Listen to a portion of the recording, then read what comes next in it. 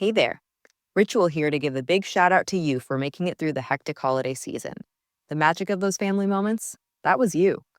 And now there's new milestones to prep for in 2025. This new year, check clean, quality pregnancy nutrient support off your to-do list with Ritual. We've done the research to create science-backed pregnancy support like our prenatal multivitamin, natal choline, and fertility support, all designed to be taken alongside each other. But don't just take our word for it. They're also third-party tested for microbes and heavy metals and Clean Label Project certified. So whether you're trying, thinking about trying, or already there, we don't have to tell you that prioritizing yourself can be the hardest part.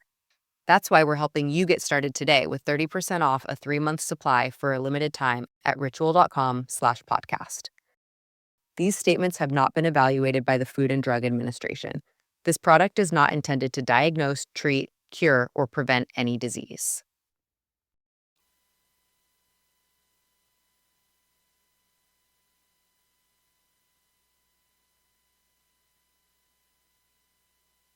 I have come here to chew bubblegum and kick ass. And I'm all out of bubblegum.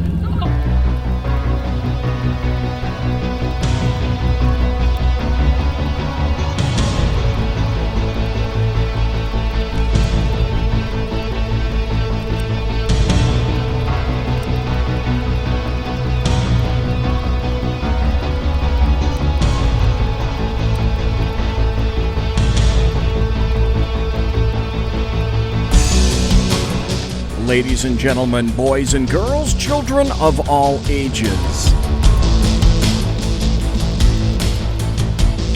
Welcome to the bloviating Zeppelin's Berserk Bobcat Saloon radio show, live and direct right here on the SHR Media Network, where I am broadcasting behind enemy lines in occupied California. You got a belly up to the bar, we've kept your seat, and it's great to see you back. Dink is going to be your bartender tonight. He pours with the best of them. The lava lamp is in fact lighted to my left, your right, right there, which means that you can listen and chat at shrmedia.com. Jump into the chat room with both feet, or if you're a monopod, that's okay. We got nothing against monopodia. Jump into the chat room. We already have Simone in chat, so welcome to Simone. And the lava lamp, oh that's right, you can watch the show on the SHR Media Facebook page live right now, or the SHR Media YouTube channel live right now. Gotta tell you this, we don't water our drinks, just like we don't water our conversation. Politics, religion, crime, culture, economics, race, sex, science, law. We talk about it all right here at the saloon. Nothing is sacred. The speech is free, but the booze is not. All that we ask is that you flush the toilet, jiggle the handle, don't forget to tip your waitress.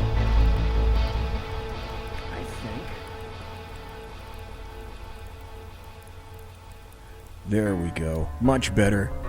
Now that the headphones are up a little bit. You may or may not know that BZ is damn near deaf in his left ear. And otherwise damn near deaf in the other ear. So I keep my headphones at amazing volumes, which would mortal men and women cower at the volume that's churning through my headphones right now. And the reason for that is because a long time ago in a galaxy far, far away, BZ used to be in radio, terrestrial radio in the 1970s. And what did you do when you were in terrestrial radio? Well, first, I didn't start in talk radio.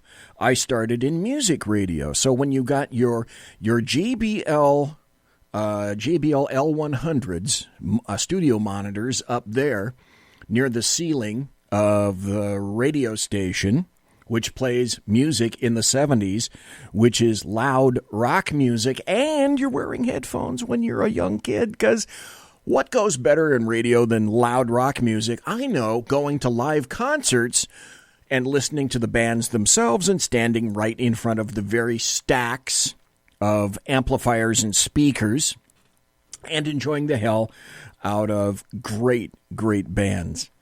And then, of course, when I became range master for a sheriff's department, let's say, I was in charge of all things that go bang, bing, and boom for the department. And always when you're in patrol, by the way, my window was always down so I could hear things unless the rain was coming in absolutely horizontal. And only then was my window up. So after all those years, yeah, I'm a little challenged, shall we say. I've got some great things for tonight. And, you know, when I do this stuff, I have to be very careful because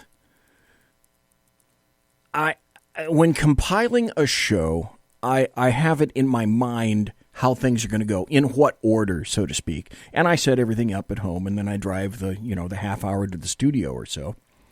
And then invariably, at the last hour, or sometimes when I'm in the car driving to the studio, I'll hear various stories, and I'll become inspired, and things change. Well, tonight, I was going to do what I wanted to do last night on the Shat Show, the Sackheads Against Tyranny show. And that was play the entire President Trump State of the Union speech, which is about, I think that thing is about an hour and a half, I think, right around in there. Hey, welcome to Mary Brockman. Good to see you. Welcome to the Alaskan. Always good to see you.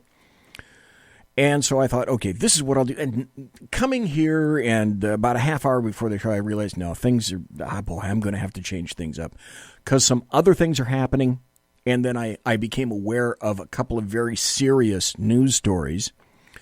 I'm going to get to the State of the Union, but up front, I'm going to do some happy stories because people seem to think that they enjoy that. And people write to me and they say, BZ, let's have some more happy stories because what plays better than a good happy story because a lot of the depressing stuff that's going on. But again, I say, take everything in stride. Take everything in stride. When you think that things are going poorly, you begin to realize, you know what? There really is a lot of good news out there, and that's my job to bring it to you. The other thing that changed about the show tonight is with the onslaught of stupidity from various leftists, I just had to bring that to you too.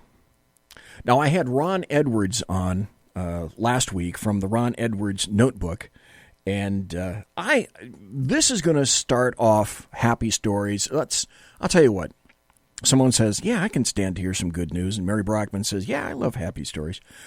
Okay, well, let's start off a happy story with this from Ron Edwards. A great American history maker finally gets the recognition she deserves. Hello, I'm Ron Edwards. On today's page from the Edwards Notebook, Dr. Gladys West, one of the 4 hidden figures featured in the movie Hidden Figures, recently was given formal recognition for her inventive genius behind the development of the global positioning systems. The 87-year-old genius mathematician, one of 4 Black American women. Big shout out to you for making it through the hectic holiday season. This new year, get clean, quality, pregnancy nutrient support off your to-do list, including Ritual's best-selling Essential Prenatal Multivitamin, designed with 12 traceable key ingredients to support a healthy pregnancy. With big changes coming up, take the small steps now and start today with 30% off a 3-month supply at ritual.com/podcast. These statements have not been evaluated by the Food and Drug Administration. This product is not intended to diagnose, treat, cure, or prevent any disease. Hey there. Ritual here to give a big shout out to you for making it through the hectic holiday season. The magic of those family moments, that was you. And now there's new milestones to prep for in 2025. This new year, check clean, quality, pregnancy nutrient support off your to-do list with Ritual. We've done the research to create science-backed pregnancy support like our prenatal multivitamin, natal choline, and fertility support, all designed to be taken alongside each other.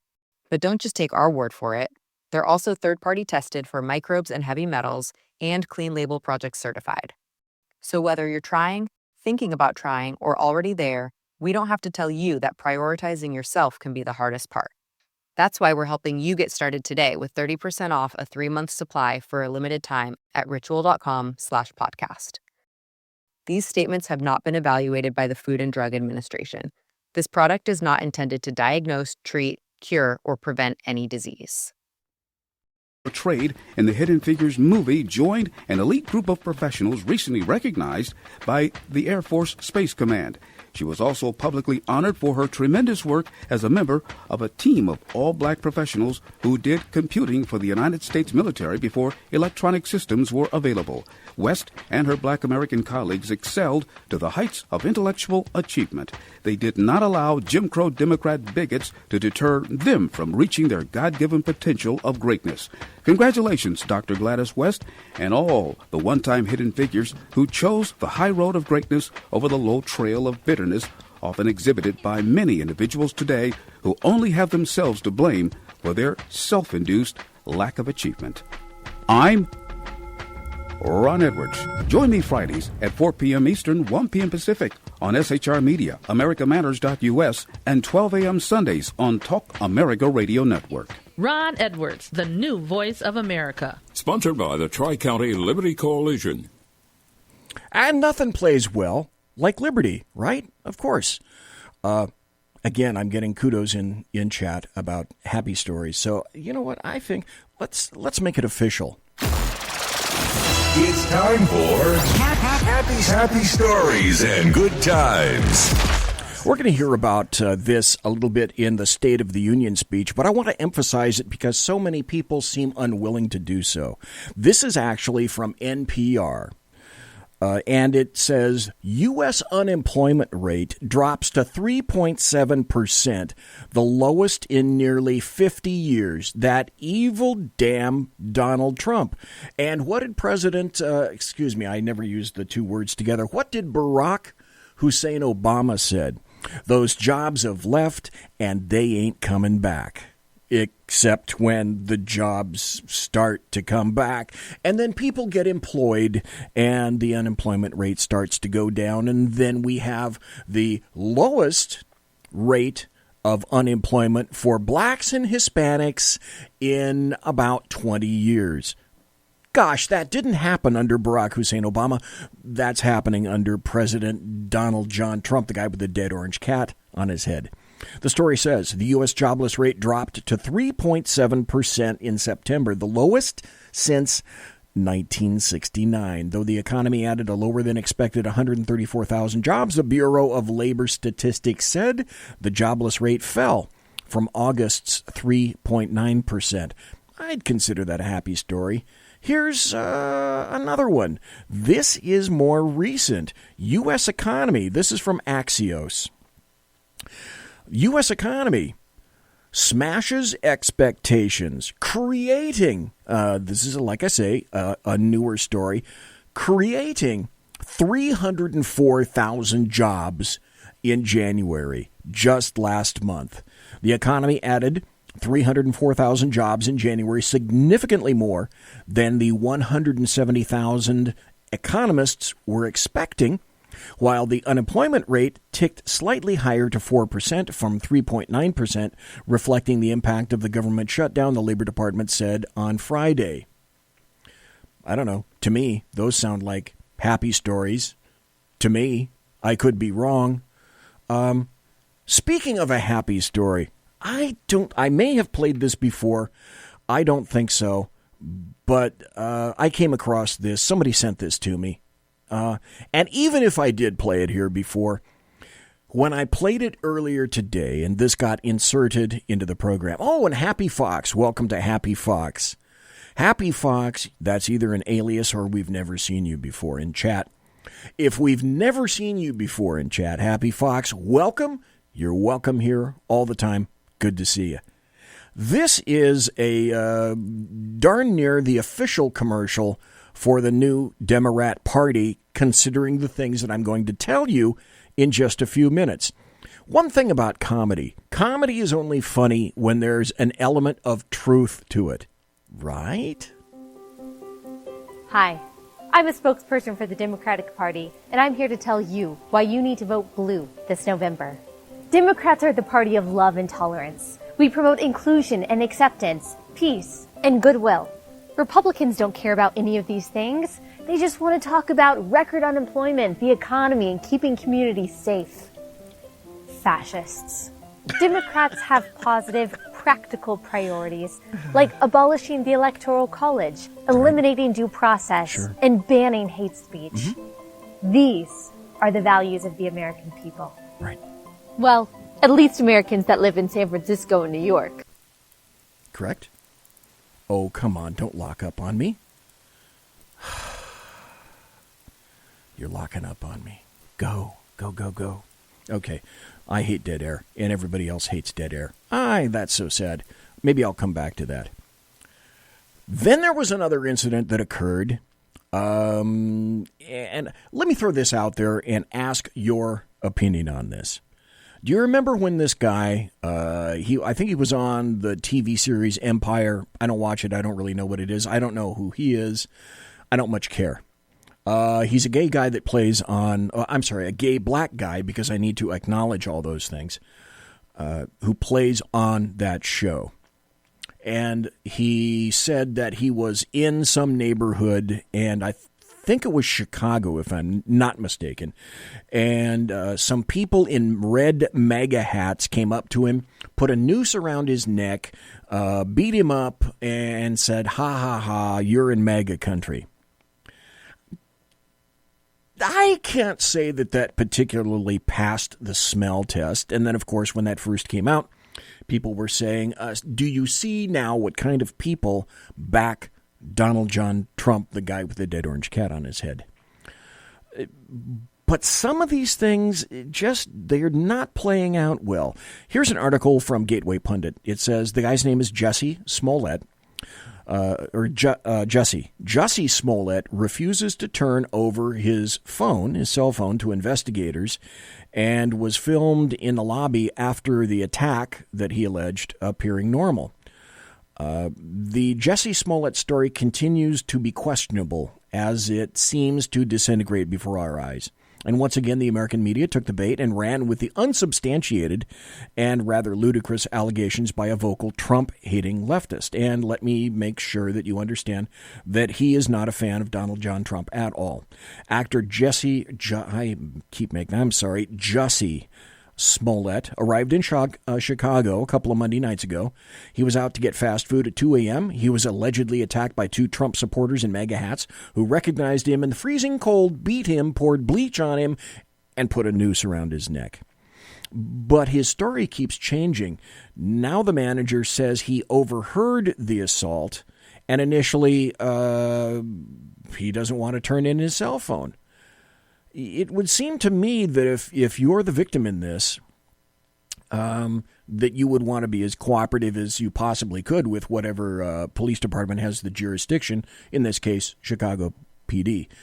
The story continues by saying Smollett said he was assaulted and suffered a cracked rib, but condo surveillance video shows Smollett walking past security to the elevator without telling them that he had just been attacked by thugs who, quote, beat the hell out of him and broke his ribs. That might be a little bit problematic. And because I dared to mention that it appears maybe not to pass the smell test, Twitchy, which is, I can't say that is a bastion of right-wing organizations. Twitchy says this: Chicago Police Superintendent Jussie Smollett, quote, will be held accountable if he made a false report. Well, this isn't going real well either. Things could be getting interesting very fast in the Jussie Smollett investigation because Smollett was allegedly not being cooperative, CPD has subpoenaed Smollett's phone records per a friend on the force. Two persons of interest in relation to Jussie Smollett's attack in Chicago turn out to be homeless, were never near Smollett, and Smollett also didn't have a broken rib, as he claimed, and still refuses to give his phone to police, despite claiming it has evidence on it.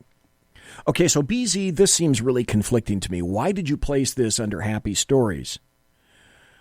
I place it under a happy story because in the world of leftists, you're nothing unless you're a victim. And so if this were you, you're a gay black man at 2 a.m. in Chicago, and you're assaulted by two allegedly, I'm guessing, white guys, because that's got to follow the meme, because he already doesn't care for Donald John Trump. MAGA hat wearing guys who assaulted him, allegedly broke his ribs, poured bleach on him, and then put a rope around his neck as if to lynch him. You would think that one of the first things you'd want to do is remove the noose, which apparently that didn't occur either. So considering today's wacky circumstances with regard to leftists, let me reference this then to all the craziness that's occurring in Virginia, in the state of Virginia. The Virginia governor was found to either be wearing a KKK hat or be wearing blackface in a yearbook. And leftists are not keen on that, but he refuses to leave. First he said it's him. Then he said it wasn't. Now he's saying he's not leaving. His lieutenant governor, who is a black male, now is accused of allegedly assaulting a female, and not just sexually harassing her with verbiage, but physically assaulting her during a Demorat National Committee convention. That seems pretty serious. Then the number 3 position in the entire state of Virginia, another white guy, is now, by the way, all 3 of these are Demorats, as if you hadn't gotten that point already. The number 3 guy in the state of Virginia is now accused of the exact same thing, appearing a while ago in blackface. Now compare it to this. Do you see that the narrative of leftists doesn't play well? And do you see the hypocrisy that's rampant throughout of all of this? And again, I go back to Smollett. If you were assaulted, wouldn't it be advisable for you, if you want these people caught, to attempt to cooperate with the police as much as humanly possible? Again, that doesn't pass the smell test. Where this goes, I have no idea. I just know that I need to bring it to your attention. This is another happy story. This one I just picked up today. And I thought, weren't you, let me ask you guys, weren't you all along pretty much saying to yourselves, you know, when you pass and get your degree in the arts of intramural underwater basket weaving, and that allows you with, you know, the $100,000 in debt that you're carrying because the government is going to pay for that, therefore they want their money, and because the guarantee of all these various institutions is, well, the government's going to pay, so our tuitions can skyrocket and go up. But when you graduate from college, you're trained classically in order to grab a handle of the machine that goes and you hand people their coffee.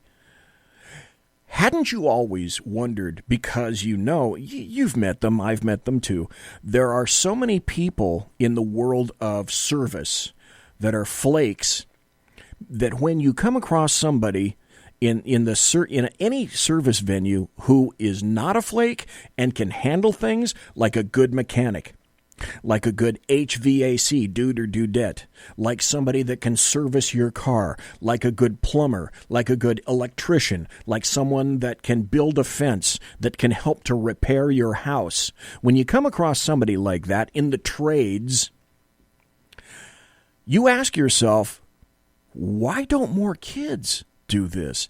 That's pretty immediate money instead of pulling the handle or punching the cheeseburger icon at some major fast food franchise.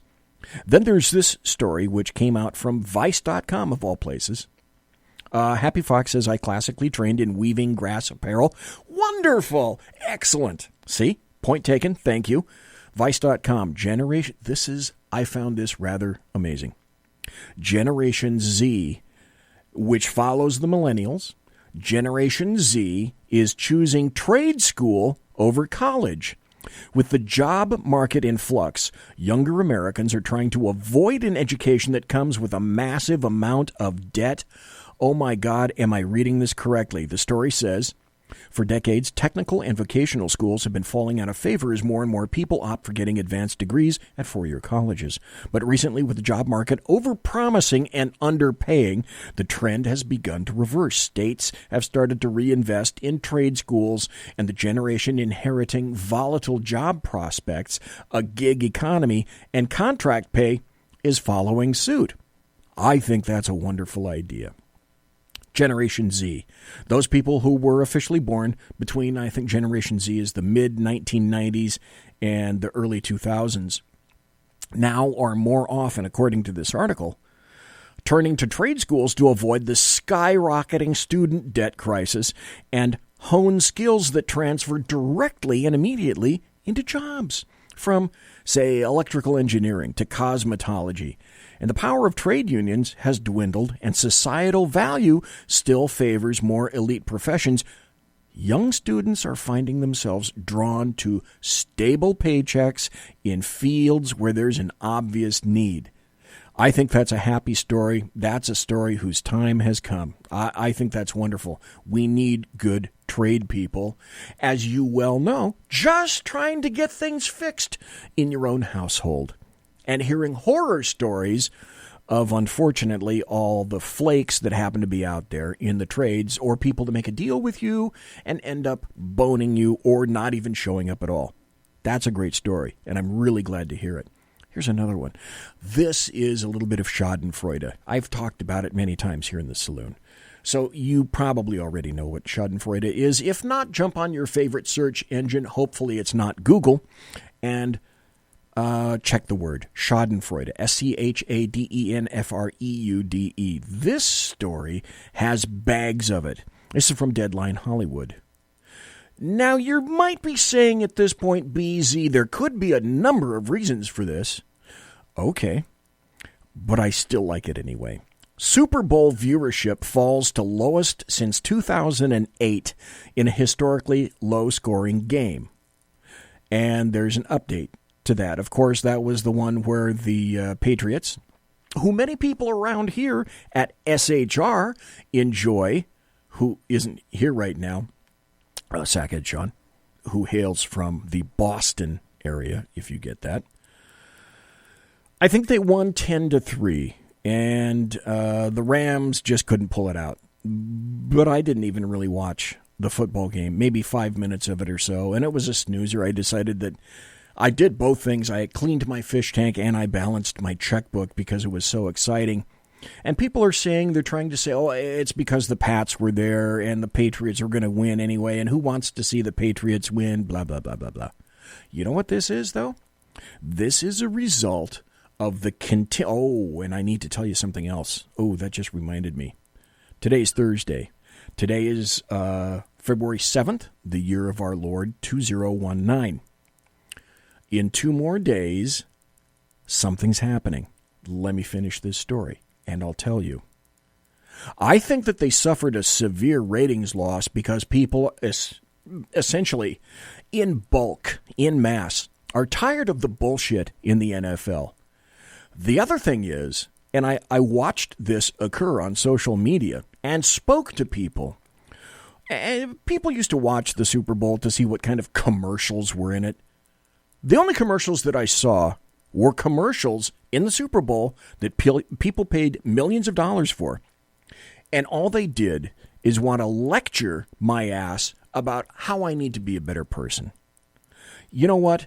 If I'm going to be sucked up into a Super Bowl that I really don't care about anymore by football, and then I'm not keen on watching that, and then you have advertisers who deign to lecture to me, it's an advertisement. You want me to buy your damn product. I'm sorry, I'll not be lectured to anymore. I'm in my 7th decade. All you people that deign to do that, you can go straight to hell. And I think a lot of people are of that mindset, and they're saying, Rams, Patriots. But I think it stems mostly, NFL. Now here's the story. The AAF is starting, and Sackhead's Clint talked about this, I think, 2 Wednesdays ago. Not this past Wednesday, yesterday, but the Wednesday before. The AAF is starting this Saturday, and I want to leave this little tickler file in your brain housing group. The AAF is the Alliance of American Football, and they've got some great coaches. It'll be very interesting. I think if you go, again, on your favorite search engine and put in there AAF or Alliance of American Football, Sackheads Clint and I were talking about a team that's in San Diego called the San Diego Fleet, because the Navy fleet resides in San Diego at the Naval Air Station down there. And I'm looking at the AAF website, and I'm looking at how they're portraying this. They've got a great trailer, and they're doing what the NFL isn't. I think whoever is running this picked up on all of this that's been happening in the NFL for the past 2 or 3 years. It looks to me like they're promoting America, promoting football, promoting the safety of the players, making sure that the players are taken care of in terms of retirement. And I don't think you're going to see any damn kneeling or the politicization of the NFL, which I and many others like me, I'm just done with it. I'm done with it. So I'm going to give the AAF their due. I'm going to give them an opportunity. I will watch them on Saturday. Now, I think they've got a limited schedule because at this point they have a limited number of teams. They're looking to expand, etc. I want to see how they're going to perform. It may turn out that the AAF is going to give the NFL a big-ass run for their money. And as far as I'm concerned, you know what? If you do, the NFL, as I've said numerous times on social media to them, I'm done with you. You also and your lecturing advertisers can go straight to hell. That, too, I think, is a happy story. Here's another happy story. Remember Governor Cuomo in the state of New York celebrating, doing a dance, because we're the first state to make sure that we can kill more babies. And that's really something to be proud of, don't you think? I do. Hey, Dave Milner, welcome. Good to see you in chat. And people are talking like crazy in chat. Holy moly. Oh, Dave Milner says the first AAF game is Saturday at 8 p.m. on CBS. Okay, there you go. Something for your tickler file. The Alliance of American Football, their first game, and I think the San Diego Fleet are playing in this one, and I can't remember the second team. 8 p.m. on CBS. Now in Sacramento, that happens to be Channel 13. With you, take a peek on your favorite search engine. Look it up. Back to Governor Cuomo. Celebrating massive, you can get hot and cold running abortions in the state of New York. Now that's something to be happy about. Well, there's also a bit of schadenfreude that goes along with that being a happy story. The New York Post just came out with an article which says, Cuomo announces income tax revenues have dropped by $2.3 billion. Oh, if I had a cut, if I had a producer right now, my producer would be playing a cut of somebody on a fiddle, and here's my fiddle. My really small fiddle right here. I don't know if you're watching. This is my little fiddle. Feeling very sorry for Governor Cuomo. And the story goes like this. Governor Andrew Cuomo announced Monday that state income tax revenues plummeted by $2.3 billion since he introduced his new budget plan just last month, a bombshell that's going to force him to curb some spending. Cuomo attributed the revenue drop in December and January largely to a new federal tax code as well as volatility in the stock market and other uncertainties. Uncertainties. Euphemism. Air quote. Uncertainties. He said, there's a $2.3 billion drop in revenues. That's as serious as a heart attack. This is worse than we had anticipated, the governor said in Albany. Here's what leftists don't get. And I don't know, you can say it's bad, you can say it's good. For him, I think it's good. It's your policies, just like what you introduced, and your rules and your regulations that are driving people away. It's not your good-heartedness, and it's not your smarts. Folks, be right back. Conservative media done right. You're listening to the SHR Media Network. Hey, this is Michael Wright. And I'm Shannon Wright. Join us for The Right Way with Shannon and Mike, Monday through Thursday from 7 to 9 a.m. right here on SHR Media. Why are they joining us? For fun things like sports, politics. Oh, maybe some news and entertainment? And all kinds of other things. Money and recipes and events, all kinds of stuff. Yeah, so join us Monday through Thursday, 7 to 9 a.m. here on SHRmedia.com.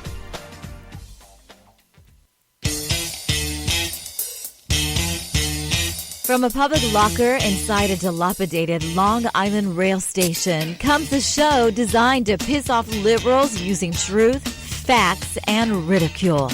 The Lid Radio Show, featuring the conservative voice from the People's Republic of New York, the Lid himself, Jeff Dunitz.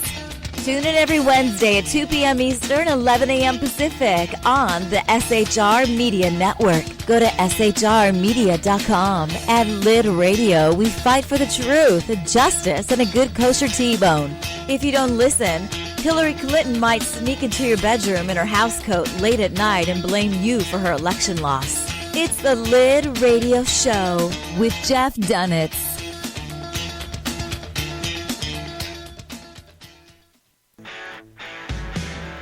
Hey girls, Carry Girl Gear is here. More and more women every day are concealed carrying, participating in competitive shooting, and getting firearms training. It's not a boys' club anymore, and we don't have to shop in their stores anymore either. Finally, a cool and unique clothing line just for women. Dope tees and hats for the patriotic concealed carry and 2A girl. So what are you waiting for? Go check out carrygirlgear.com today. It's your business diva here, Melanie Collette. I am inviting you to a front row seat as I discuss some of the most intriguing details of wealth and finance with today's movers and shakers in the world of business. Listen in and discover financial truths on a global, domestic, and household scale. Uncover topics that will impact your wallet today and in the future. Money Talk with Melanie airs Monday through Friday, 5 p.m. East, 2 p.m. West, right here on SHR Media and High Plains Pundit Talk Radio. You can't afford to miss it.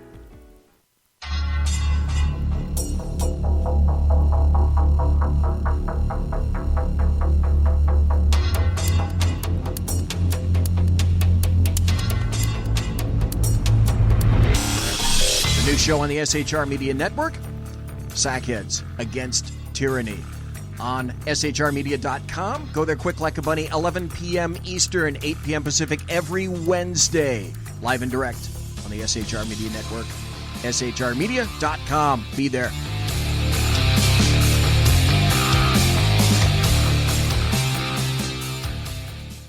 For 50 years, I've seen the American people blinded by corrupt politicians, a lapdog media, and deceptive Islam. The one thing the elites fear is one man with a cane. I'm Dave Milner. Join me through Spreaker, iTunes, and SoundCloud, through SHR Media and the Western Free Radio Network, for half a century of experienced perspective on political and social issues, weekly on The Unpleasant Blind Guy. And catch me on Jeff Mitchell's EDL Radio on blogtalkradio.com. There's no surrender, ever. Because truth is not always pleasant. Broadcasting behind enemy lines in occupied California, a mere 2 miles from the state capital, the bloviating Zeppelin's Berserk Bobcat Saloon radio show can be heard every Tuesday and Thursday night at 8 p.m. Pacific and 11 p.m. Eastern, only on the SHR Media Network. Go to shrmedia.com to listen. You can also watch on the SHR Media Facebook page and the SHR Media YouTube channel. No goldfish were abused in the making of this ad. Conservative media done right. You're listening to the SHR Media Network. Ladies and gentlemen, boys and girls, children of all ages, this is a great chat room tonight. Thanks for everybody being in chat. Talk about active. Okay, let's talk about active. I'm the Bloviating Zeppelin. I'm BZ. And you're listening to the Bloviating Zeppelin's Berserk Bobcat Saloon radio show, live and direct from the sumptuous and palatial SHR Media Studios, where I am broadcasting behind enemy lines in occupied California, 2 miles east of the Bill Mill, the locus of evil on the entire left coast, nay, yea, perhaps the entire nation. The Capitol building in Sacramento, Fornicalia, at 10th and L, where late at night when I get through and I exit that door right there, I'm going to smell the noxious fumes, the sulfurous brimstone of evil emanating from that building right there. Hey, Kaiser Schuff, welcome. Welcome. Great to see you in chat. I was doing some happy stories and good times. I've got more of those. We had a story just before the break about Andrew Cuomo going, oh, woe is me, I'm losing $2.3 billion because I'm a stupid leftist fucktard and I'm driving everybody out of the state with regulations and taxes. And I said, you know what, in chat, I said, I've got some more stories about that. Let's shift states, shall we? Here's one from prweb.com. A record number of companies are departing California. A study urges more to leave. A new study by Spectrum Location Solutions reveals that more than 13,000 companies have left California for friendlier locations, and that nearly, check this out, this is glorious, 13,000 companies have fled California, and nearly $77 billion in capital has been diverted to other states and nations. New laws are tougher on businesses than in any other state. Like I said in chat, people vote at the ballot box, but they also vote in another fashion, and that's with their feet when they leave the damn state. California's business climate has deteriorated to the point that a consultant who specializes, this is amazing, to the point where a consultant who specializes in helping companies find new locations is now, for the first time ever in his career, openly urging businesses to relocate out of the state of California. The recommendation comes in an update to studies about companies departing California for business-friendly states. They actually exist. It ain't California, and clearly it ain't New York either. I think there's another state I'm going to be mentioning here in just a little bit. It found that 1,800 relocation or disinvestment events occurred in 2016, the most recent year that's available, setting a record yearly high going back to 2008, and that about 13,000 companies left the state during that 9-year period. Well, let's see, 2016 is 2019. I bet you more have left. What do you think? Departures are understandable when year after year CEOs nationwide surveyed by Chief Executive Magazine have declared California the worst state in which to do business, said Joseph Vranich, president of Spectrum Location Solutions, LLC, and study author. I can't imagine this would be true. The top reason to leave the state no longer is high taxes. The legal climate has become so difficult that companies should consider locating in jurisdictions where they'll be treated fairly. Businesses don't even perceive that they're treated fairly in California. Imagine that. In California, a tipping point has been reached with a new statute that puts businesses in a lose-lose situation, no matter how hard a company tries to operate in a legal manner. The new Immigrant Worker Protection Act, California, at its finest, states that an employer must follow federal immigration law, is now violating California law, is committing a crime, and is subject to fines. However, it's also a crime if the employer fails to follow federal immigration law. So the state of California law and federal law is in conflict. Man, you wonder why businesses are fleeing California. They're giving it the high, holy, flying, fickle finger of fate. Here's another happy story. Oh, we're talking about New York. We're talking about California. Well, what about, this is from the New York Post. Now, if you had to say, what would you say to this headline? More people moved out of this state than any other in America. I'll give you a couple of seconds to think about that. What state has the most people moving out of it in America? We're talking about New York. We're talking about California. What's another leftist state? Colorado? Would it be Colorado? What do you think? What state would it be? The New York Post says this. New Jersey residents are on the outs with their state. More people moved out of the Garden State in 2018 than any other state, according to a new study by United Van Lines, and by God, they would know, don't you think? Though New York wasn't far behind. New Jersey, which topped the list of the most moved from states, was followed by Illinois, Connecticut, and the Empire State, New York, the moving company study found. Wow. Dave in chat says, Michigan?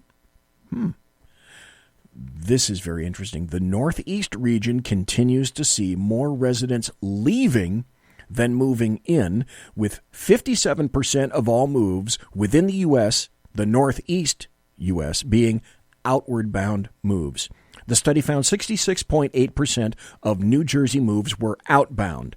The percentages were 65.9% in Illinois, 62% in Connecticut, 61.5% in New York, and 58.7% in Kansas. Kansas! What the hell? Wow, okay. There's Arkansas and there's Kansas, and apparently Kansas people are leaving. I would not have seen this coming. Now, you're talking about other states. Here's just a wrapping up sentence. Ohio, Massachusetts, Iowa, Montana, and, Dave, Michigan rounded out the list of the most moved from states. Some of those states, I got to tell you what, I didn't see that coming. Here's another happy story from Fox News. The EPA announces a rollback of Obama-era coal emissions rules. The Environmental Protection Agency announced Thursday a plan to roll back Obama administration-era coal emission standards. Acting Administrator Andrew Wheeler said the change would help the coal industry by alleviating unnecessary burdens. Hallelujah, hallelujah, and thank God. Gee. Okay. That's kind of the end of happy stories. You're going to have to tell me whether you think this is a happy story or not. And we're going to see whether or not I get smacked by some of the social media sites for playing this, but I heard this. And considering what's been happening recently, we'll get into this with leftists, because part of the show today is let's larf our asses off at leftists. Dave Miller in chat, by the way, says Kansas is getting more Mohammedans in from the Obama influx. That's interesting. I find that interesting. Well, someone on the left has been in the news these days, and when I heard this, I thought, this is interesting. She told me her name was Say-You-See. She was in D.C. She said, excuse me, but can you please pay my rent? Pay my rent. I cannot afford my apartment. Come on, girl. She started talking about politics like a socialist. Been for too long, it beside me is this chick is nuts. She probably rides on the short bus.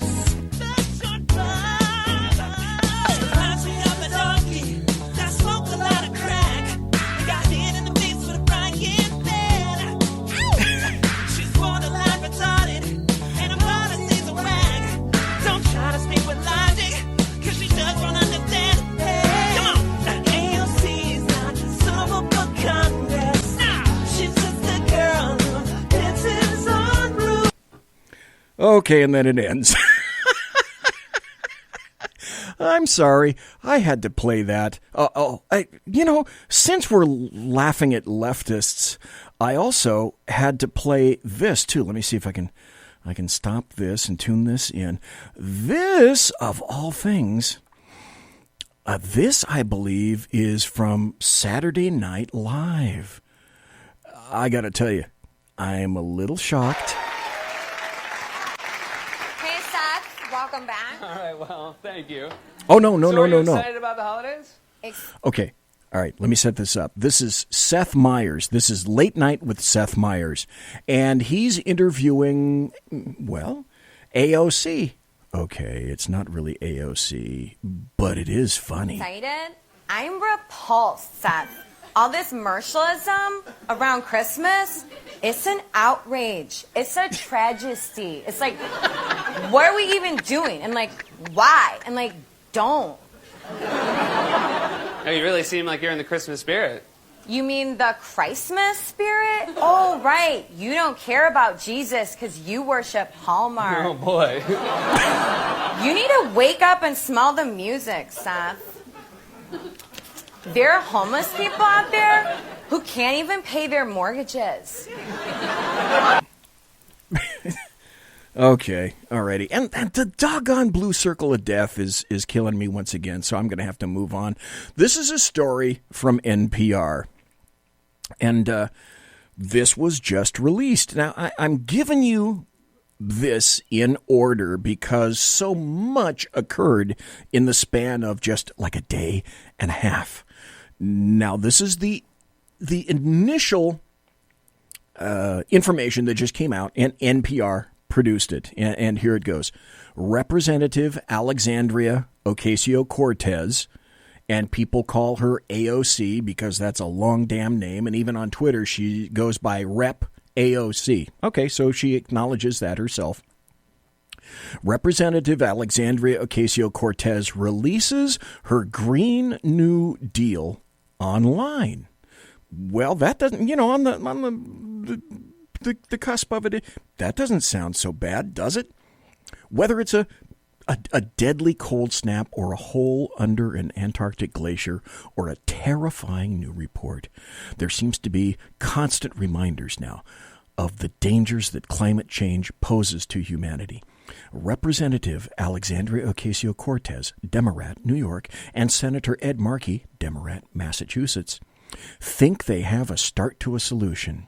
Today, they introduced a framework defining what they call a Green New Deal. On its face, doesn't that sound great? A Green New Deal. Who wouldn't want a Green New Deal? What they foresee is a massive policy package that would remake the U.S. economy, and they hope will eliminate all U.S. carbon emissions. That's a really big, potentially impossibly big undertaking. Well, what is the Green New Deal? Here's what a lot of people are not addressing, and we're going to go because, as you likely know, the devil is always in the details. Now, NPR writes this in broad strokes. The Green New Deal legislation laid out by AOC and Markey sets goals for some drastic measures to cut carbon emissions across the economy, from electricity generation to transportation to agriculture. Oh, that's just the tip of the iceberg, folks. In the process, it aims to create jobs and boost the economy. Now, when I start to get into the details, I would like you to envision how it is that you believe that the things that I'll be going into will jumpstart the economy and give people tons more jobs. Keep that in mind. In that vein, the proposal stresses that it aims to meet its ambitious goals while paying special attention to groups like the poor, the disabled, and minority communities that might be disproportionately affected by massive economic transitions like those the Green New Deal calls for. Importantly, and they emphasize this time and again because, I read all the social media about this and watched some news stories before I came here tonight. Leftists, Demorats, and the American media maggots want to remind you that it's a non-binding resolution, meaning that even if it were to pass, it wouldn't itself create any new programs. Instead, it would potentially affirm the sense of the House that these things should be done in the coming years. So the devil is in the details. What do we know about it? What are the specifics of the framework? If you were watching any of the news shows, you might already know some of this, but the bill calls for a 10-year national mobilization towards accomplishing a series of goals that the resolution lays out. Among the most prominent, the deal calls for meeting 100% of the power demand in the United States through clean, renewable, and zero-emission energy sources. Doesn't that sound great? Doesn't that sound brilliant? Who wouldn't want that? I would want that. You would want that. The devil is in the details. Her goal, however, and very much remember this, and she'll tell you to your face, the ultimate goal is to stop using fossil fuels entirely. Her office, told that to NPR, as well as to transition away from nuclear energy. All right. Where are you going to get your power? You have to ask that question first, don't you? In addition, the framework as described by the legislation as well as a blog post contained a bunch of FAQs. And it said that these are some of the things that are desired. Upgrading all existing buildings in the country for energy efficiency.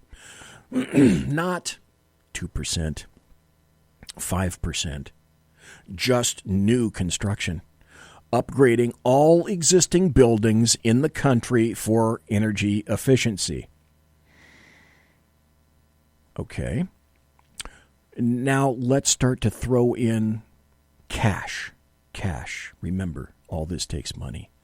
Working with farmers to eliminate pollution and greenhouse gas emissions as much as is technologically feasible, while supporting family farms and promoting universal access to healthy food. Think about that. Working with farmers to eliminate pollution. What are the bulk of the engines used on farms these days to drive the machinery, unless you want, to hook up a big yoke to a couple of big oxen named Clyde and Bull, which I guess we may be going to. Yeah, most farm machinery runs on diesel because it's the most effective and efficient engine with a great amount of torque to yield the farm jobs to be done. She wants to overhaul transportation systems to reduce emissions, including expanding electric car manufacturing, building, quote, charging stations everywhere. Who would pay for that? Who do you think? And expanding high-speed rail to a scale. When I tell you this, I'm not kidding. I'm reading this. This is not unicorn farts. Cow farts are bad enough. Overhauling transportation systems and expanding high-speed rail to, this is a quote, a scale where air travel stops becoming necessary. Now, if I had a producer, what you would have heard is this: stop. Let's see. God, now I can't remember the quote. Okay, to a scale where air travel stops becoming necessary.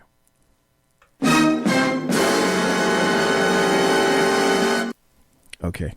See, but I don't have a producer, so that's not what you heard. Okay. High-speed rail, no air travel. I guess that means that you'd have to sink a tunnel from the continental United States to Europe. I wonder how much that would cost. Or link Europe to Australia. I wonder how much that would cost. All those little islands with brown people that are out in the oceans, I guess all you people can go straight to hell because there's not going to be any air travel for you. All the people that are up in Alaska that are isolated, well, I guess you can go straight to hell as well. And Americans, by the way, with just trains, high-speed rail, of course, who wouldn't want that? With just trains, what that means basically is without absent air travel, I should say. Oh, the elites will still have planes. Don't make that mistake. The elites like AOC will still have access to aircraft. You won't. What that means is, you know what? Stay in your own damn community. You're not going to be going anywhere. And what the hell? You need to work harder for them to pay more taxes. So just stay the hell at home.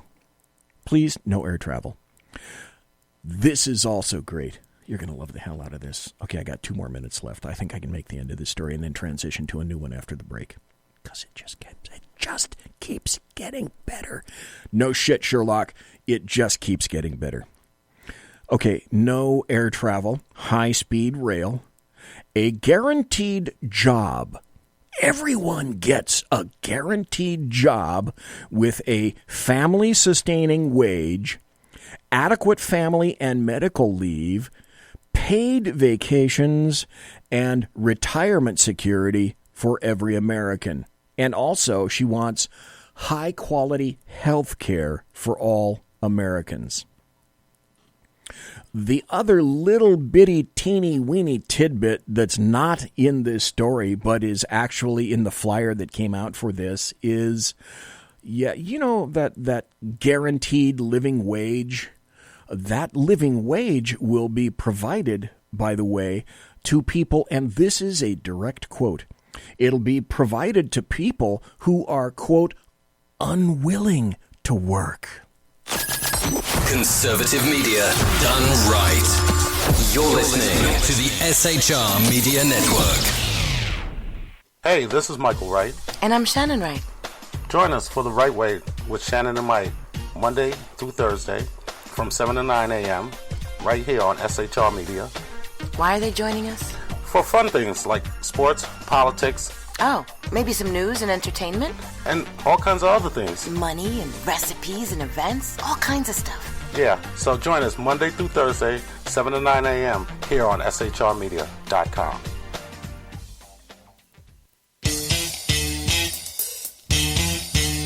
From a public locker inside a dilapidated Long Island rail station comes a show designed to piss off liberals using truth, facts, and ridicule. The Lid Radio Show, featuring the conservative voice from the People's Republic of New York, the Lid himself, Jeff Dunitz. Tune in every Wednesday at 2 p.m. Eastern, 11 a.m. Pacific on the SHR Media Network. Go to shrmedia.com. At Lid Radio, we fight for the truth, justice, and a good kosher T-bone. If you don't listen, Hillary Clinton might sneak into your bedroom in her housecoat late at night and blame you for her election loss. It's the Lid Radio Show with Jeff Dunitz.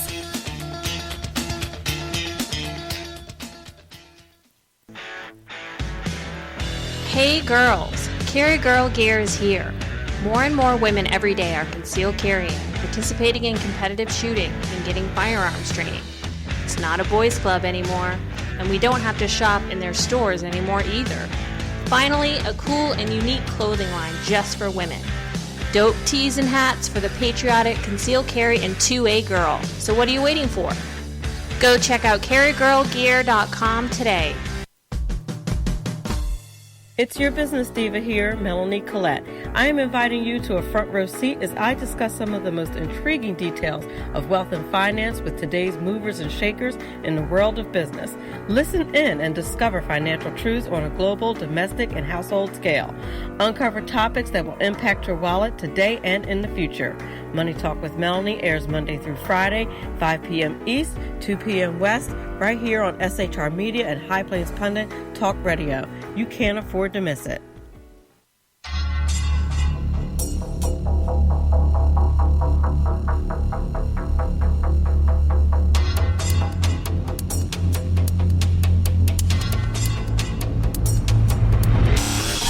The new show on the SHR Media Network, Sackheads Against Tyranny.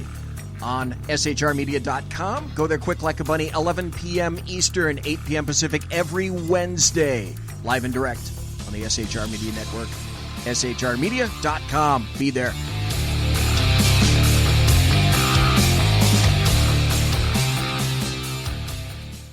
For 50 years, I've seen the American people blinded by corrupt politicians, a lapdog media, and deceptive Islam.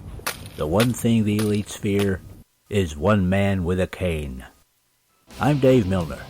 Join me through Spreaker, iTunes, and SoundCloud, through SHR Media and the Western Free Radio Network, for half a century of experienced perspective on political and social issues, weekly on The Unpleasant Blind Guy. And catch me on Jeff Mitchell's EDL Radio on blogtalkradio.com. There's no surrender, ever. Because truth is not always pleasant.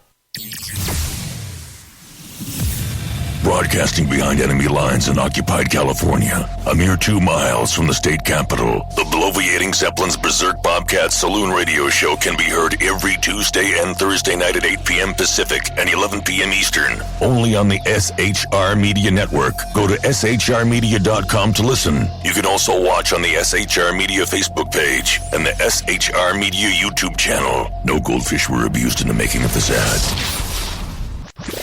Conservative media done right. You're listening to the SHR Media Network. Ladies and gentlemen, boys and girls, children of all ages, thanks to everybody for being in chat tonight. It's a great group, and there's tons of people in there, and I love to see that. Thank you very much for being here. You're listening to the Bloviating Zeppelin right here, live and direct in the SHR Media Studios, the sumptuous E Palatial SHR Media Studios, where you can go to shrmedia.com, where you can listen and chat. You can also watch the show on the SHR Media Facebook page live right now, or the SHR Media YouTube channel right now. Kaiser Schuff says, YouTube is glitching. Yeah, I know, it breaks every once in a while. Okay, a little inside baseball. Facebook is a lot more consistent. Don't know why that is. It just turns out to be that way. We're talking about the Green New Deal and the insanity of Alexandria Ocasio-Cortez, whom we call, and she calls herself, AOC.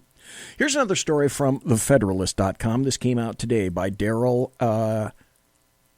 Harsenal, I believe is the pronunciation. And it says, the 10 most insane requirements of the Green New Deal. A number of Democrat presidential hopefuls, including Cory Booker, Kamala Harris, Elizabeth Warren, Kirsten Gillibrand, Julian Castro, and Beto O'Rourke, of course, why wouldn't they all, for starters, have endorsed or expressed support for the Green New Deal?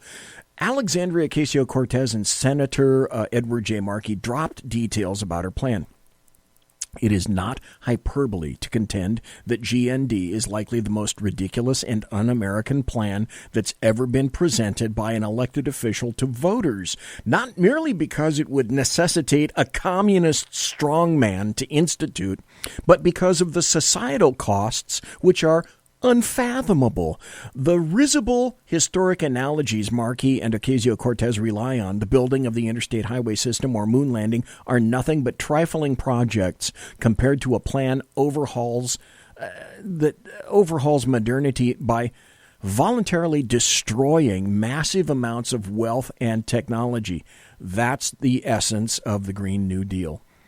Some of the specifics need to be ironed out. The plan's authors assure that this massive transformation of our society needs some clear goals and a timeline. The timeline is 10 years. Here are some of the goals. Remember, I said the devil is in the details, and we're not talking about hyperbole here. That was just this past Sunday. Again, folks, AAF, Alliance of American Football, this coming Saturday at 8 p.m. Give them a shot. Try them out.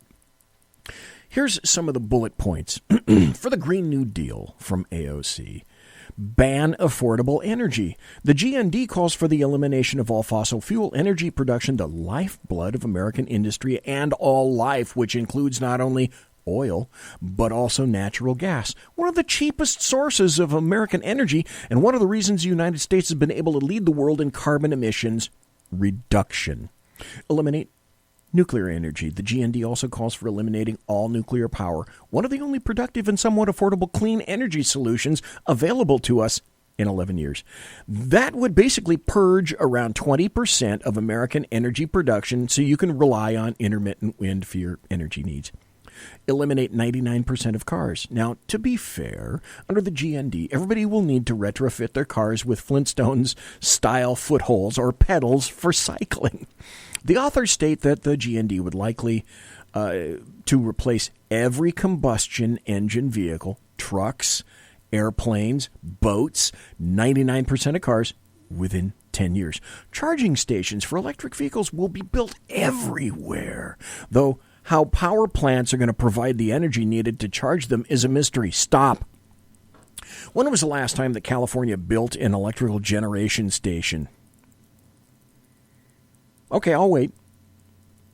Oh, that'd be about 25 years. Do they have a ton of them on the drawing boards right now? No.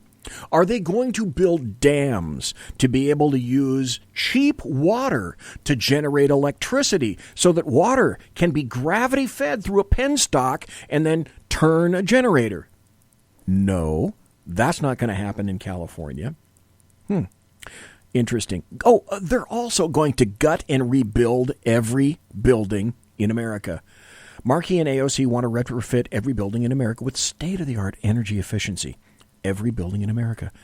Okay, now what does that include? That includes every home, every factory, every apartment building, which will all need, for starters, to have their entire working heating and cooling systems ripped out and replaced with, whatever technology Demorats are going to invent in their committee hearings, I guess. Eliminate air travel. I told you about this. This is great. This is grand. What a grand thing to do. GND calls for building out high-speed rail at a scale where air travel stops becoming necessary. And like I mentioned, it says, good luck, Hawaii. California's high-speed boondoggle is already $100 billion of debt and looks to be one of the state's biggest fiscal disasters ever. Amtrak runs billions of dollars in the red. I know this. I'm a train and rail aficionado. Amtrak doesn't make money. Amtrak doesn't make money. Amtrak has never made money. A little teeny bit in the Northeast Corridor because people in New York, etc., are packed like herrings from Washington to D.C., but except for a small little corridor, passenger rail travel doesn't make money. Stop. Here's something else that you need to know. Passenger rail travel in Europe doesn't make money. Do you know why there's so many trains in Europe? Because the governments foot the bill. Why? Because passenger train travel doesn't make money.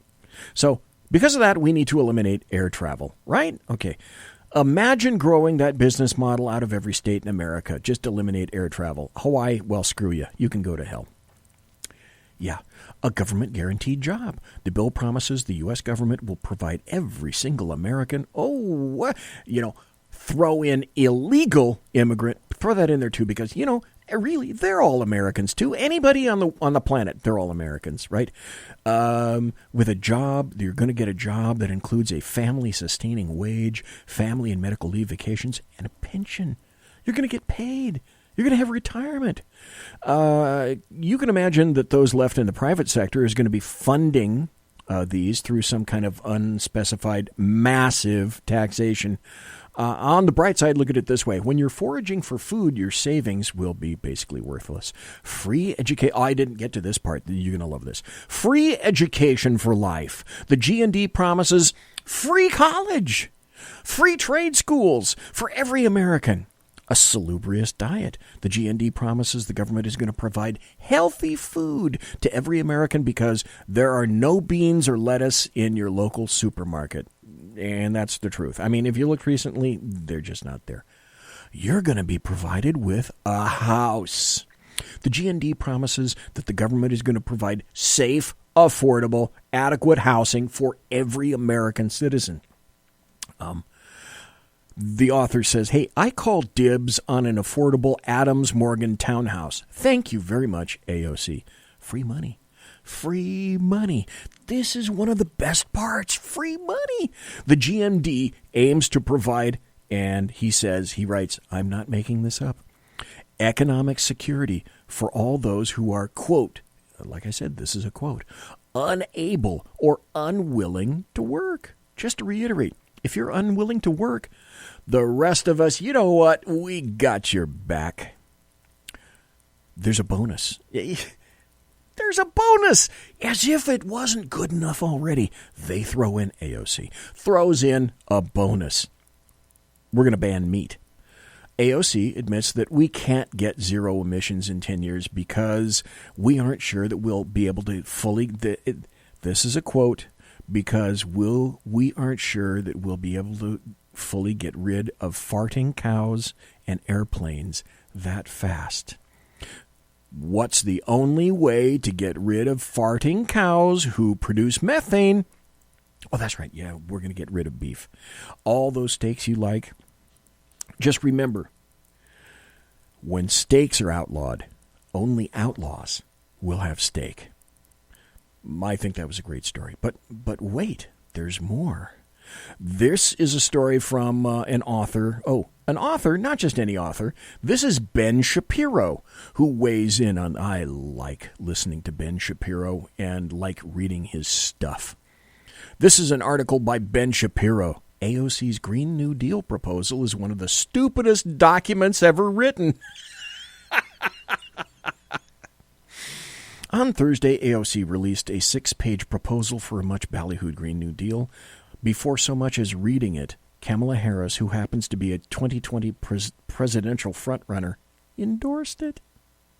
Maybe she should have read it. Whoever wrote the proposal is, to put it kindly, dense, idiotic, moronic. Even Speaker of the House Nancy Pelosi found her unable to pretend to take it seriously. She said she hadn't seen it yet, but it's enthusiastic and I appreciate the enthusiasm. This, not coincidentally, is precisely what I say when I found out that my 2-year-old son has used his magic markers on his bedroom wall. When Nancy Pelosi has to pat you on the head and tell you that your picture of a doggy, which for the record looks like a blob with 3 legs and spaghetti sauce stain, is just great, honey, you're in trouble. I'm not going to continue with that because I've got so much more to go. And then this happened. All in one day. Today, this happened. Wow, this was quick. This is from the GatewayPundit.com, and I just noticed this before I stepped into the studio. Gateway Pundit writes, well, that was quick. AOC just pulled her lunatic Green New Deal plan from her webpage. No. Demorat darling AOC released information on the Demorat Party's radical and lunatic Green New Deal today, Thursday.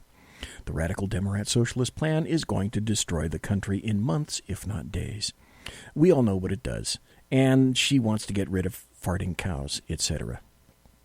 However, Americans for Tax Reform posted details to the plan, but apparently that plan didn't go over so well. And already the plan was taken down. So I went to go to that page myself to go see. The Green New Deal has been taken down from the AOC website. So what I did is I went there. I got the original link from the earlier stories, and what I got was this. At the top, it says Alexandria Ocasio-Cortez representing the 14th District of New York, and under that it says page not found. The web page, file, or other resource you were trying to view wasn't found at the location requested. This could be for many reasons. Yeah, like you took it down when people were making fun of your ass. Oh, and then there was this today from Nancy Pelosi. This was a public bitch slap by Nancy Pelosi to AOC in public. And it went like this. Pelosi wrote, "The Green Dream," or whatever they call it, nobody knows what it is, but they're for it, right? You know what? Like I wrote, I put this out on social media. I wrote this. I said, somebody get me a beer. And get me some popcorn, too, while you're at it, because this shit that's following is going to be sweet. It's really going to be sweet. Because we already know that AOC she is clued in on taxes and smartness, and she competes with some of the best potted household ficuses around, right? In July 2018, Alexandria Ocasio-Cortez, who at the time was running for Congress, made a dubious statement about the U.S. workforce. Unemployment is low because everyone has 2 jobs. Here she claimed that people holding multiple jobs somehow makes the unemployment rate lower. Unemployment is low because people are working 60, 70, 80 hours a week and can barely feed their kids. PolitiFact examined these claims and found that out of 154.5 million job holders, only 6.4 million held multiple jobs. And out of that group, people working 2 full-time jobs is no more than 0.2%. Okay, I'm going to stop this for a second because I've got some of the best people in chat. And Mary Brockman wrote, fruits and vegetables make me fart. Of the entire U.S. workforce. Dave Milner says vegetables make me sad. And with that, PolitiFact gave her statements on unemployment the notorious pants on fire rating. But instead of it being a teachable moment for Alex, she's doubled down. Do we want to live in a city where billionaires have their own personal Uber helipads? So do we want these kind of, folks with helipads in the same city and the same society as people who are working 80-hour weeks and can't feed their kids? Okay, you're working an 80-hour week and you can't feed your kids. First question comes to mind from BZ is, how many damn kids do you have? Now, because she specifically mentioned New York City, let's do some math. And let's kill all the helipads. In 2019, the lowest non-tipped hourly wage you can make in New York City is $13.50 an hour. So if someone is working 8... Okay, Brain Housing Group just exploded. Tips. Who do you think, folks, is the biggest tipper? Is it going to be a leftist or is it going to be a conservative? Well, guess what? I think you already know the answer.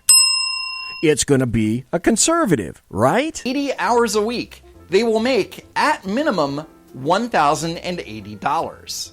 But that's if they have 2... By the way, just ask any server. They'll tell you. 2 full-time jobs at 40 hours each. If they are working 1 full-time job and get 80 hours a week, after 40 hours, they would be eligible for overtime pay, which would net them $1,350. If you can't afford to feed your kids after working 80 hours a week, then there's some bigger issues at play. Glad we settled that. Now, the Congress... I think it's wrong that you can work 100 hours and not feed your kids. Work 100 hours and not feed your kids? How many kids does this person have that they can't feed them working 100 hours a week? Corporations like Walmart and Amazon can get paid by the government, essentially experience a wealth transfer from the public for paying people less than a minimum wage. What does that even mean? Why are people clapping at this? Amazon pays all of their employees a minimum of $15 an hour. And while Walmart sales associates are generally paid a low wage, they certainly do not get paid below minimum wage, because that would be against the law. This congresswoman says things that are blatantly untrue, and people applaud her. I think that there's a lot of people more concerned about being... Okay, I got to stop you here just for a second. I don't know if you remember this interview on 60 Minutes with AOC and, God, I can't think of the dude's name from CNN. But as she's speaking, Anderson Cooper. As she's speaking, you should, if you haven't, you have to see the look on Anderson Cooper's head like, is this dimwit actually saying these things right in front of me, to my face? Precisely, factually, and semantically correct than about being morally right. You can't be morally right. I interjected. Okay, you need to hear this again. You need to hear what she said. It staggers the imagination. I think that there's a lot of people more concerned about being precisely, factually and semantically correct than about being morally right. Okay. What she just said is emotions trump facts and statistics. That's exactly what she said. And you should have seen the gobsmacked look on Anderson Cooper's face. You can't be morally right if you are factually wrong. The world is going to end in 12 years if we don't address climate change. 12 years later. So the world isn't going to end in exactly 12 years, but it might be slightly warmer. Well, wait a minute. I get it now. If the world ends in 12 years, that's why she just put out this Green New Deal saying that we got to do all this shit in 10 years. Then maybe we'll be able to relax for 2 years before everything blows up. Right? She is getting this from the UN's Intergovernmental Panel on Climate Change. Right. In 2018, they released a report that claims that unless the world cuts its CO2 emissions in half by 2030, the Earth's temperature will rise 1.5 degrees Fahrenheit. And if it does, it will be irreversible. Like, this is the war. This is our World War II. So, like, climate change is like the Nazis or something. So what's the Congresswoman's solution to saving the planet? Socialism! A Green New Deal. A highly ambitious, some would say unrealistic proposal that would convert the entire U.S. economy to renewable sources of energy in just 12 years. Actually, that's wrong. It's would convert everything in 10 years because we just heard it. Now, we're talking about socialism, and I think I'll be able to play this cut before we get to the bottom of the hour. We've had, for a number of years, I've maintained, purposely so, because the institutions of higher yearning are controlled by leftists. So we have here what I term historical Alzheimer's, and we can't see in the United States what's occurring around us. We can't see what's occurring across the pond in Europe. Now, some do. Conservatives do, I would wager. And we can't see what's occurring down below us in South America. Maybe it's time. Oh, hey, Mamba, welcome. Good to see you in chat. Maybe it's time we listen to some of the people who've endured the kind of conditions that we suddenly seem to want here in the United States. Gosh, now, what country do you think I might be referring to? What do you think? I got a pretty good idea. This is a video, by the way, from Campus Reform about socialism. Campus Reform. With the rise in socialism around America, we're in Washington, D.C. today talking to actual victims of socialism from Venezuela about what their message would be to young people that would like to see socialist policies here in the United States. Let's see. Right? They're going to say good things about Venezuela because they're people, they live there. Socialism is a great thing. What would be your message to young people that think socialism would be a good idea here in America? Look yourself in the mirror of Venezuela and Cuba. You do not ever want anyone, not even close to socialism, to come to this country. People are eating from trash bags in the street. So how has socialism actually helped the country? From the perspective of people who've lived through failed socialism, it's very hard to accomplish. Yeah, I don't think any Venezuelan can really like socialism because we've seen it put in place very well. It's not a game. It is not a game. It is not the route to go. It is not possible. It's not feasible. Don't fall for it. It doesn't work the way. Out of the mouth of a Venezuelan. Don't fall for it. The book says it works because we're humans and we have imperfections, and socialism is too perfect to be true. Check your history, look at the news, look at all the countries that have failed under. Check your history. Oh, the one thing leftists don't want you to do. Wasn't it AOC that we just heard say, facts and history, they mean nothing. Emotions are all. A socialist government like Cuba, like Venezuela. In Venezuela, socialism doesn't work. We've seen what happens when socialism kind of takes to the extreme. Bernie Sanders, as your enemy, do not ever get involved with this individual or any of the other socialists. Bernie Sanders is your enemy, says a Venezuelan. on. We also thought that this could never happen in our country. We had a balance of powers, we had democracy, and we elected our leaders. People always talk about the Nazis and stuff like that, but nobody talks. Did you just hear what she said? She said, we the people of Venezuela, we elected our leaders. We're the people that put them there, and they don't like the consequences. Historical Alzheimer's. This is it. Learn from what's happening around us. Talks about the socialists and communism. It has killed probably more people than Nazis did. It's a big lie. Well, let's give the facts. I know AOC won't like this. In a century of communism, 100 million people have been killed due to communism. Come on. What's a few 100 million people? Besides, there are people these days, as I said last night on Sackheads Against Tyranny, we have people walking around the United States. About 26 to 27% of people think that the Holocaust, 6 million Jews killed. Nah, I'm not buying that. To people who are disadvantaged, and it just actually makes them worse off. It means a lot to me that this administration is doing something more than just sanctions and just words. The people from Venezuela, we're very grateful. Did I just hear a compliment given to Donald Trump? With the United States, with this beautiful country, because they give you all the support right now in this critical situation. Everyone's trying to paint it as if this is a U.S.-led thing, and it's for me, it's kind of an insult to the Venezuelan people who have been protesting for years. It's an insult to their agency. I was born and raised in Venezuela.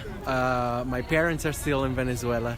And I have seen the country basically just deteriorate. In Venezuela, there's not food, medicine, education, nothing. I left my home country 20 years ago because of this.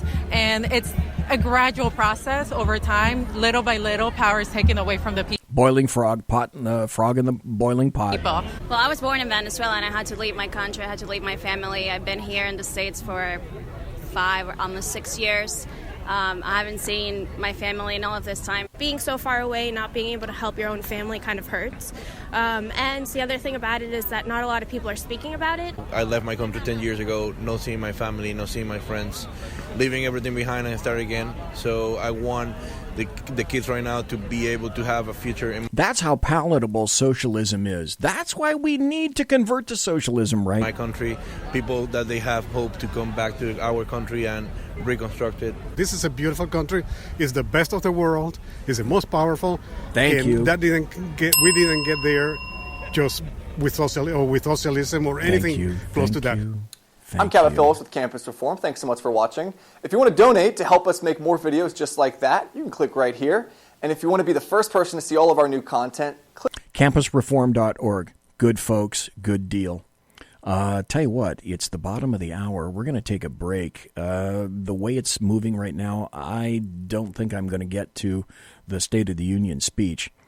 Because when we come back, I've got some actual news stories, some things that I bet that you haven't heard that are fairly significant and fairly important, and I haven't heard them any other place. You're going to hear them here first. Conservative media done right. You're listening to the SHR Media Network. Hey, this is Michael Wright. And I'm Shannon Wright. Join us for The Right Way with Shannon and Mike, Monday through Thursday from 7 to 9 a.m. right here on SHR Media. Why are they joining us?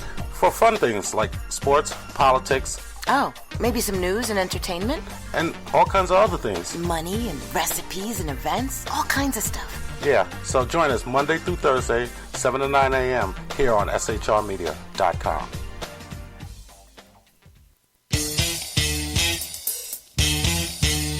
From a public locker inside a dilapidated Long Island rail station comes a show designed to piss off liberals using truth, facts, and ridicule. The Lid Radio Show, featuring the conservative voice from the People's Republic of New York, the Lid himself, Jeff Dunitz. Tune in every Wednesday at 2 p.m. Eastern, 11 a.m. Pacific on the SHR Media Network. Go to shrmedia.com. At Lid Radio, we fight for the truth, justice, and a good kosher T-bone. If you don't listen, Hillary Clinton might sneak into your bedroom in her housecoat late at night and blame you for her election loss. It's the Lid Radio Show with Jeff Dunitz.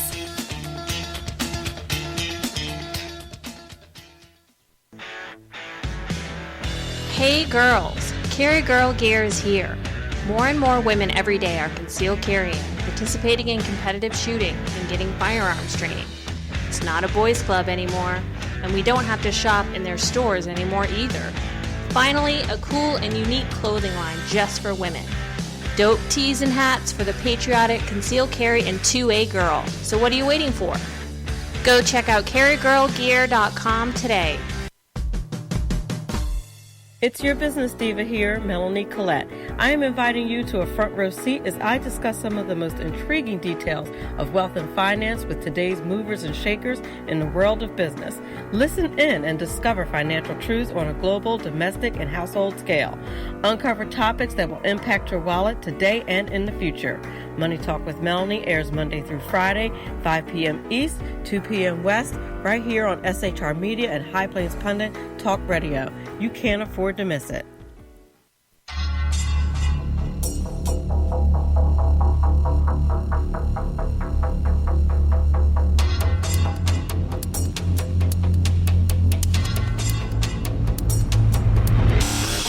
The new show on the SHR Media Network, Sackheads Against Tyranny. On shrmedia.com. Go there quick like a bunny, 11 p.m. Eastern, 8 p.m. Pacific, every Wednesday. Live and direct on the SHR Media Network. shrmedia.com. Be there.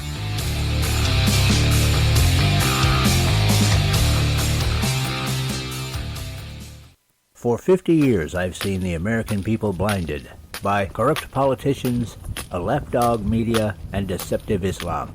The one thing the elites fear is one man with a cane. I'm Dave Milner. Join me through Spreaker, iTunes, and SoundCloud, through SHR Media and the Western Free Radio Network, for half a century of experienced perspective on political and social issues, weekly on The Unpleasant Blind Guy. And catch me on Jeff Mitchell's EDL Radio on blogtalkradio.com. There's no surrender, ever.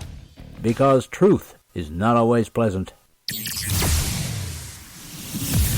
Broadcasting behind enemy lines in occupied California, a mere 2 miles from the state capital, the bloviating Zeppelin's Berserk Bobcat Saloon radio show can be heard every Tuesday and Thursday night at 8 p.m. Pacific and 11 p.m. Eastern, only on the SHR Media Network. Go to shrmedia.com to listen. You can also watch on the SHR Media Facebook page and the SHR Media YouTube channel. No goldfish were abused in the making of this ad.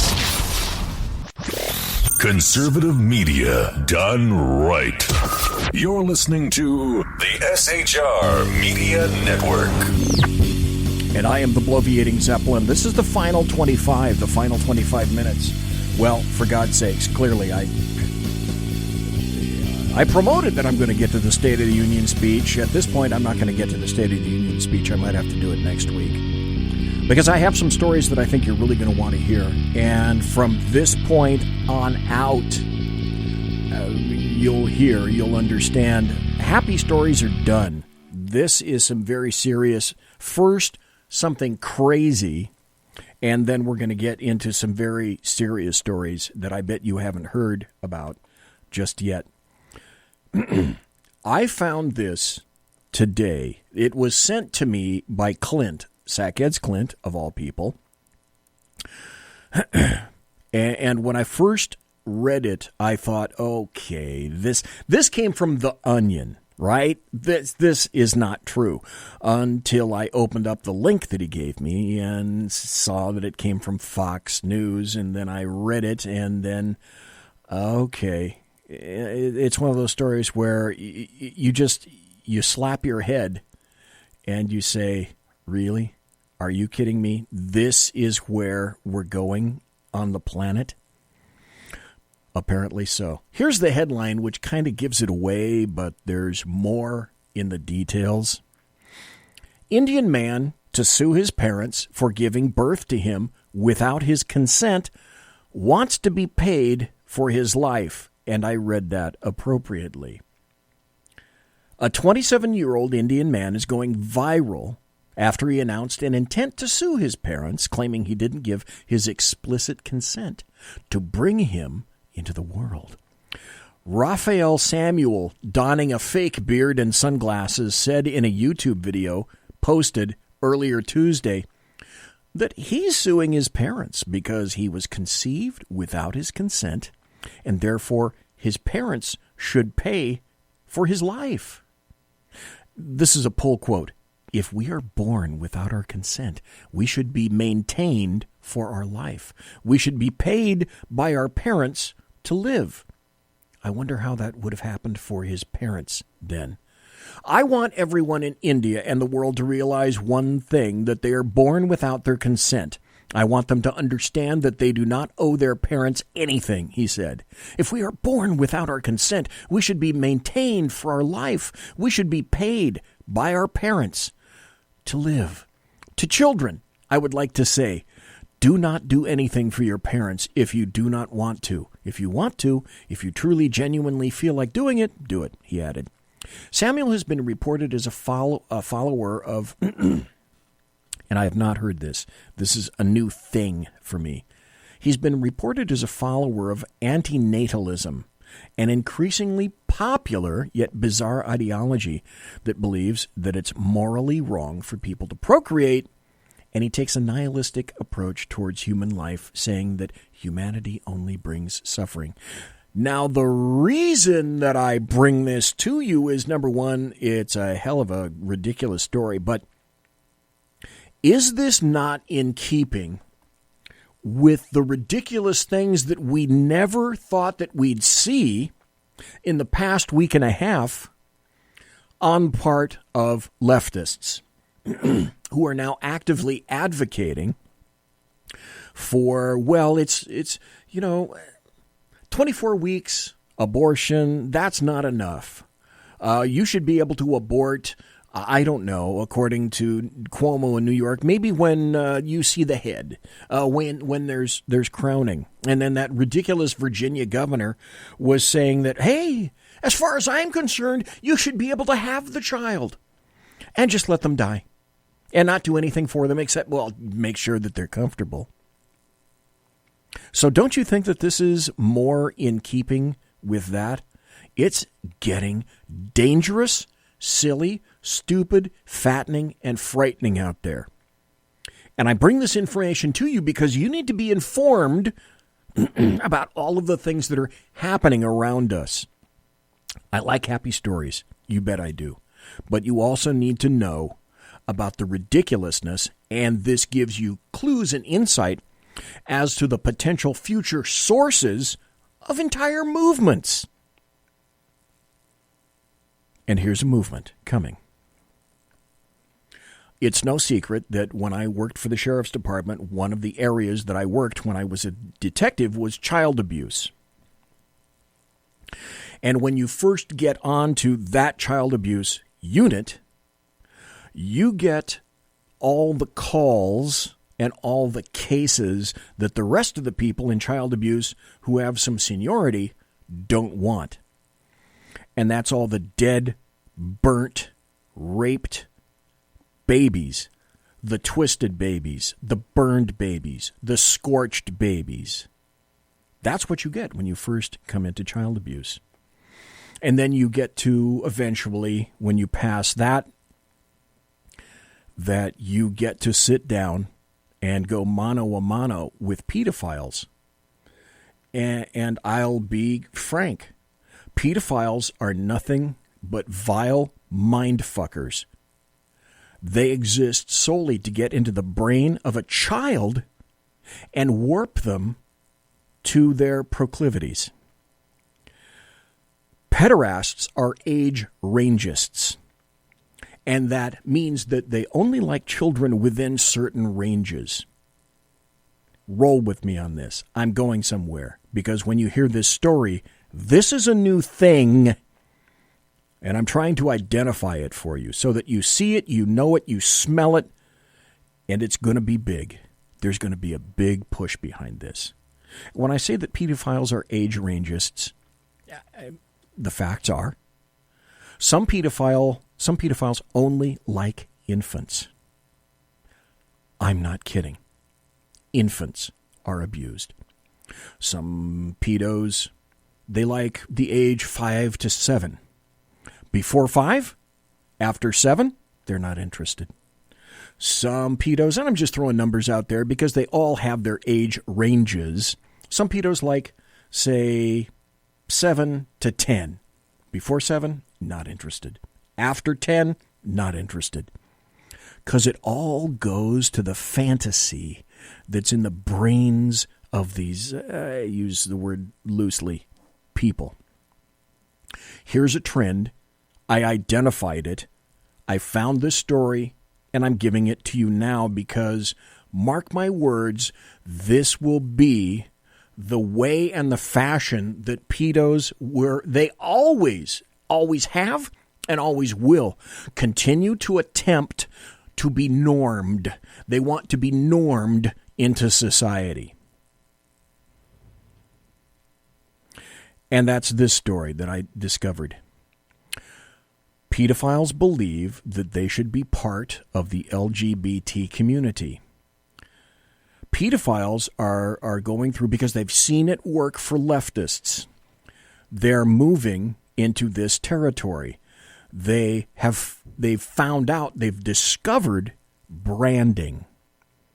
And so because of this, they've discovered that the best thing to do is to attempt to rebrand their proclivities, and they already have a euphemism. They're called MAPs. So careful. If you hear this term, I want all the bells and klaxons to go off in your brain and start paying attention to any conversation that you hear or any writing that you see or people mentioning this about MAPs. And I'm sure you're probably saying, what's that? A MAP is notice how this is, it's pushed down, it's tamped down. Oh, well, this doesn't sound so bad, does it? A MAP, okay, they can't be that bad. Because a MAP is a minor attracted person. Pedophile sounds so harsh. Let's go to MAPs. A minor attracted person. That's a clear and distinct attempt, an effort to gain acceptance in this world. And here's what they want. They want to be included in that big spectrum of LGBT, etc. community.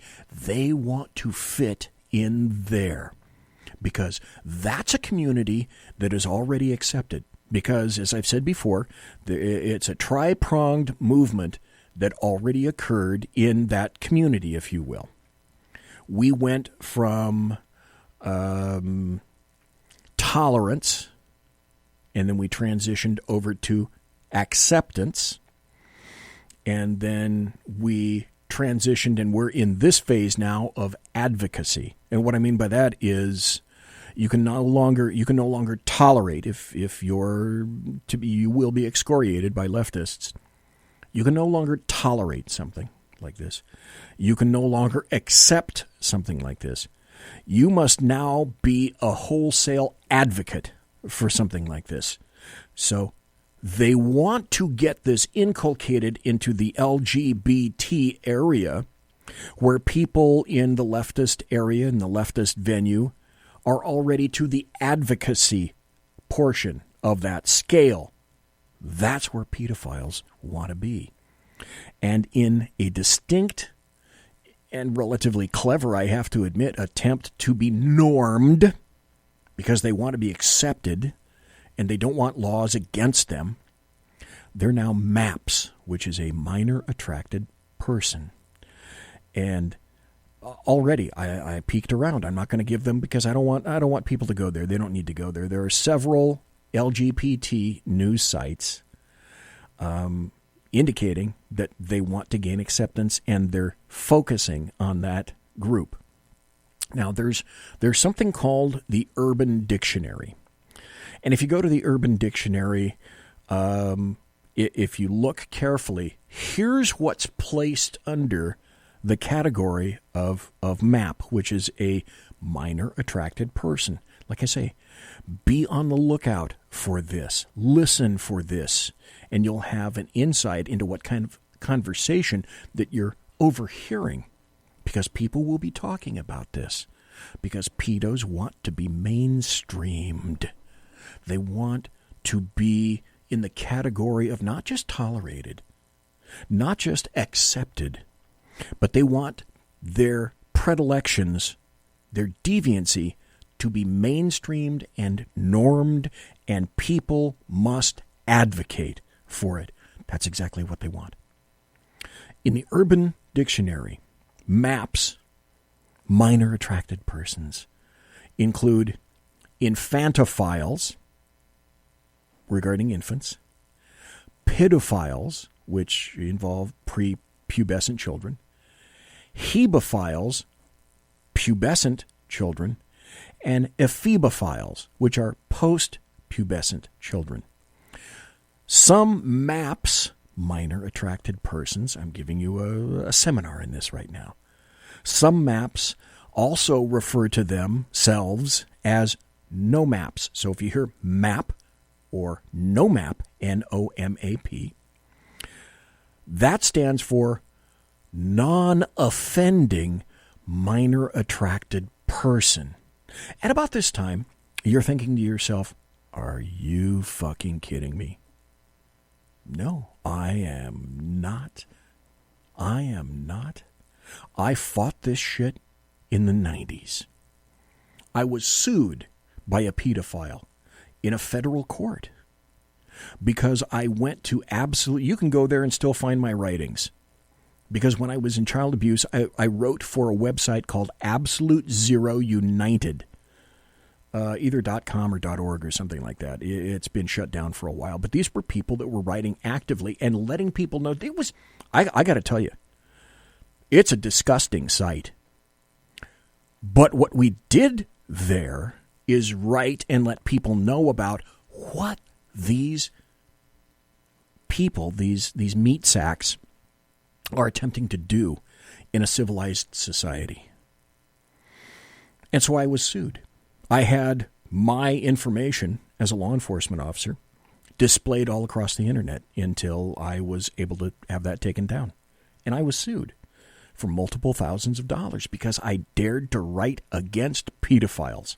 So trust me, I know what I'm talking about with regard to this shit. So MAPs, you hear that? Start thinking. That's a minor attracted person. That's what they're talking about. And then they try to tamp it down and norm it a little bit because, these people aren't criminals. They're not bad people, so they came up with no MAPs, which is non-offending minor attracted persons, because they don't mean to offend, right? What is happening is these pedophiles are seeking to be part of the LGBT plus community.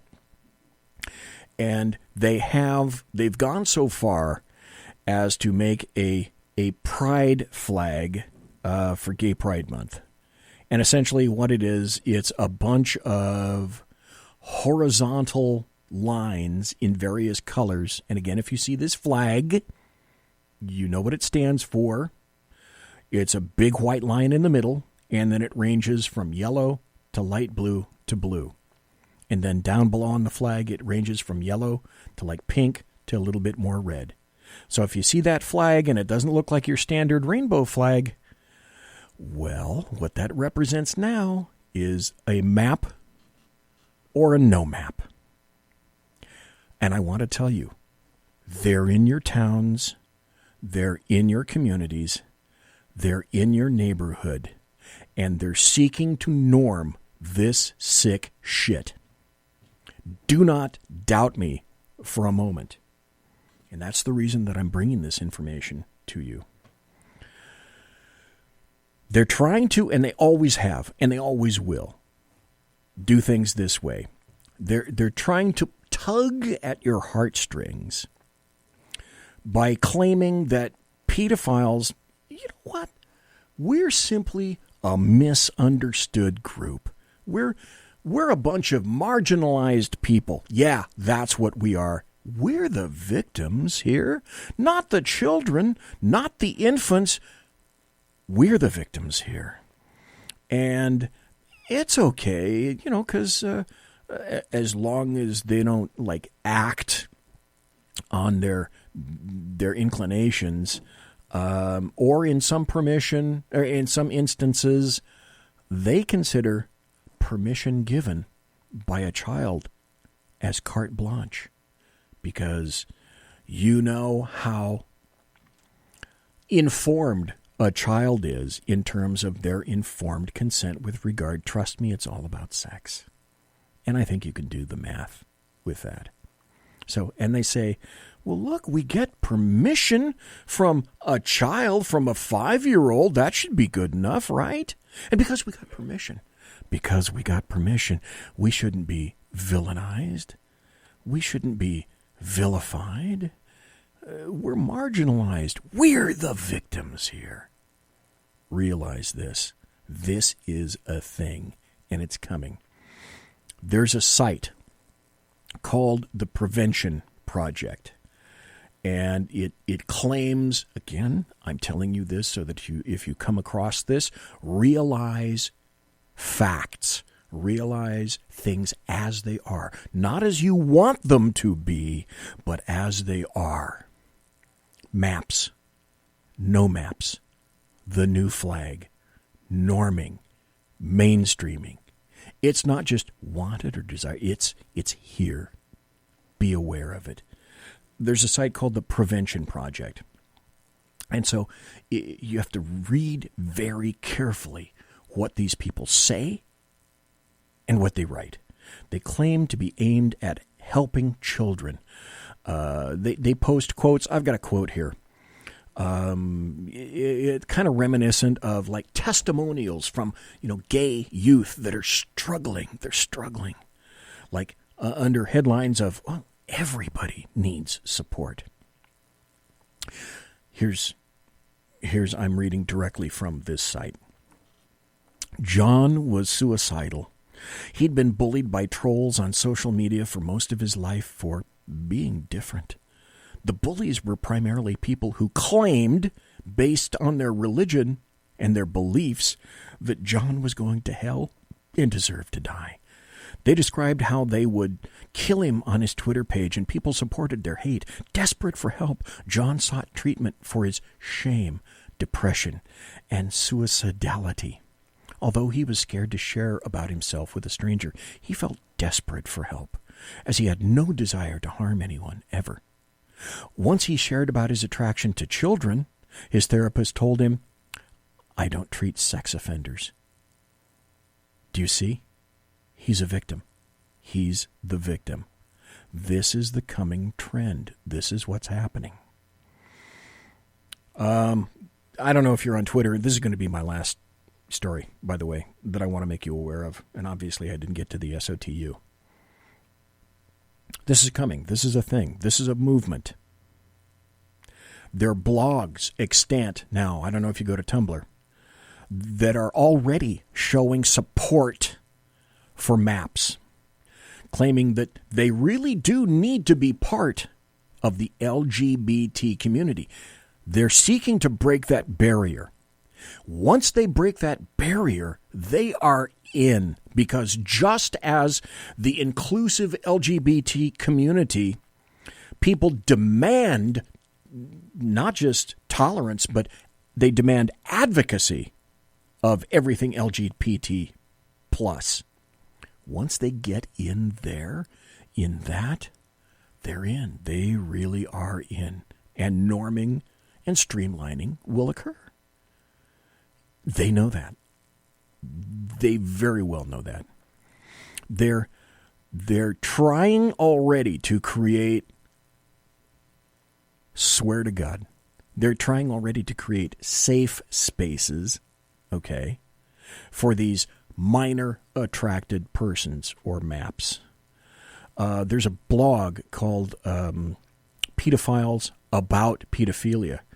And that, like a lot of the people that were on Absolute Zero United, that's a conglomeration and a collection of weepy sob stories of marginalized pedophiles in pretty colors, and they're happy people, and they're claiming that they mean no harm, and they want to be loved just like everybody else.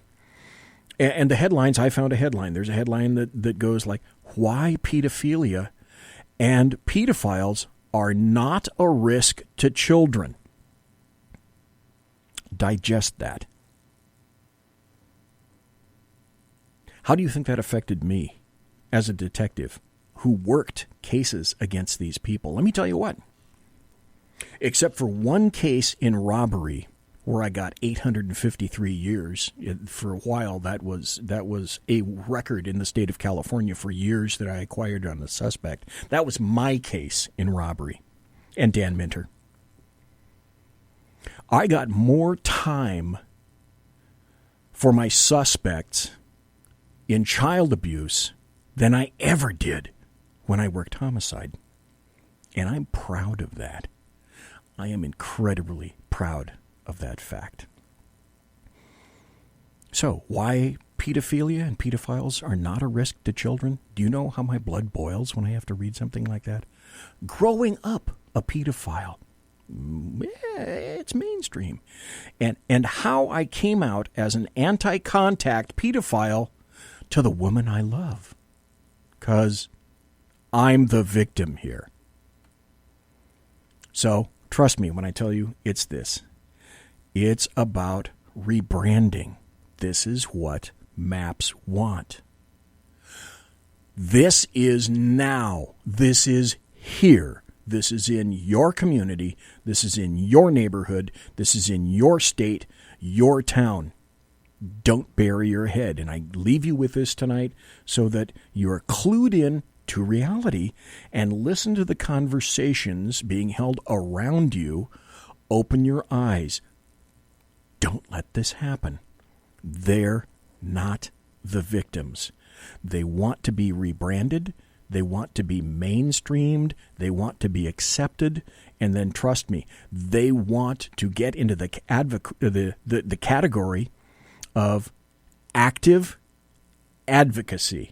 And they're going to use whatever politically correct name or euphemism to soften things. As they possibly can. Because the next step, trust me, the very next step is normalizing pedophilia.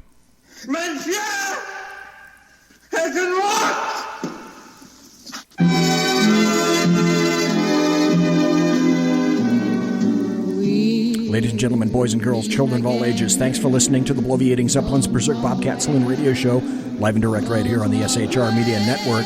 If you want to contact me, you can find me on Twitter at BZEP, BZEP. My blog, bloviatingzeppelin.net. My original music is by Possessed Tranquility. You can find them at ReverbNation.com. Promotional consideration is by the Lockheed Martin Skunk Works and also by the Boeing Company. If it ain't Boeing, I ain't going. And also by the Pratt & Whitney Company, providing thrust you can trust. Tiaras are, of course, as per normal, by My Little Pony. Thanks, big thanks, huge thanks to my personal KC-135 Kettle One refueling team with whom I will most def be consorting in less than an hour. Thanks you. Thanks to you, and you, and you, and you, and you, and you, for listening live tonight. Thanks for being in chat. Thanks to everybody in chat. A ton of people in chat. It was a great chat room tonight. Really appreciate it. Thanks for being here. Thanks for listening in podcast. I appreciate each and every one of you. Have a great, great weekend. See you next Tuesday. God bless. Take care. Be safe.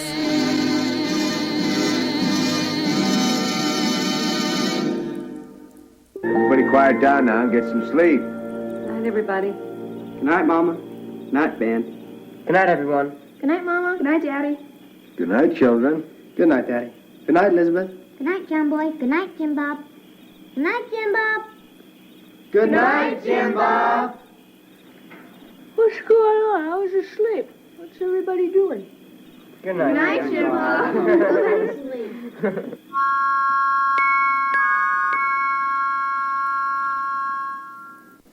Good night, and good luck.